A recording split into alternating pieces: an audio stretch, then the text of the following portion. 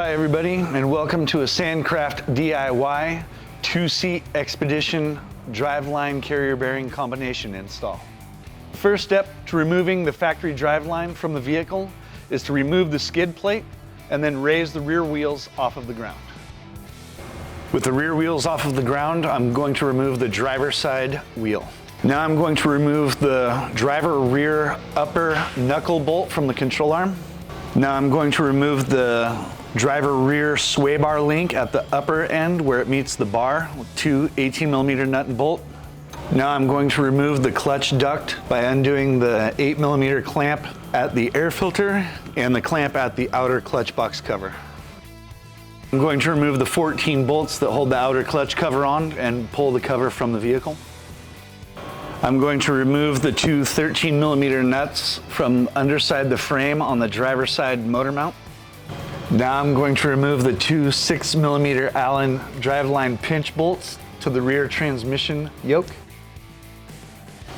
Now we're going to remove the two 15mm bolts that hold the factory carrier bearing in location. We're going to move up front and remove the two 6mm Allens from the driver's side of the front differential yoke. We're going to remove the two 18mm long bolt and nuts that hold the differential in position so that we can slide it forward to gain the 3/4 inch that we need to remove the driveline from the vehicle.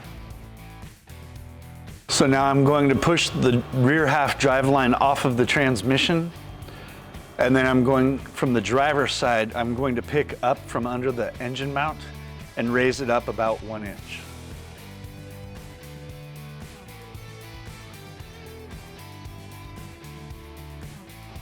When the shaft is halfway out, you'll notice that the intermediate slip has a driveline bellows on it. Now is when you want to separate the front half from the rear half to pull the rear half completely out of vehicle.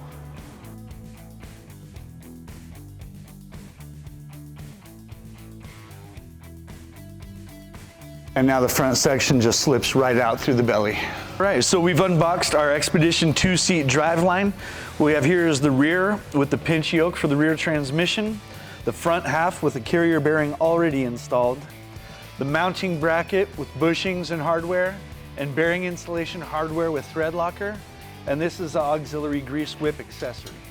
Now what we're going to do is remove the rear pinch yoke from the transmission. We're going to install that first and driveline next.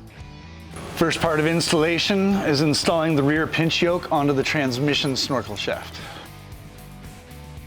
Now moving towards the front of the vehicle, we're going to install our carrier bearing mounting bracket. We're going to add a little bit of blue thread locker to the bolts and bolt it on the back side of the cross member to where the factory carrier bearing was installed. We're now going to install the front half of the drive shaft up through the belly. We're going to bring the shaft all the way forward and spline it up to the front differential, even though the differential is still loose from the frame. With the front shaft splined to the differential and pushed all the way forward, now we're going to install the back half, aligning the master spline and the middle slip yoke, and then pulling the drive shaft rearward into the saddle for the rear U-joint at the transmission. So with the differential still slid in the forward position, we're going to go ahead and go around the 4 pinch bolts at the front yoke using our 12-point quarter and 12-point 5/16. We can now put the differential hanger bolts back in, and once those are tightened down, we can set our carrier bearing position.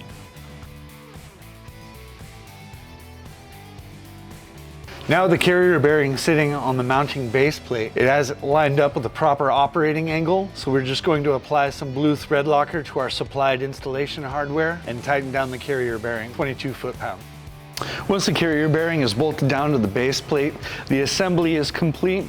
Now it's a good time to go and put a couple pumps of grease into the bearing housing. You can also add the grease whip if you would like and plumb it into the cabin floor. Also get a little bit of grease pumped into the slip yoke. Basically it's a reassembly from the disassembly as far as the engine mount, trailing arm, and sway link. Once you have the wheels bolted back on, you can lower it to the ground, install your skid plate, and then installation is complete. Thanks for watching another SANDCRAFT DIY installation, and enjoy the ride.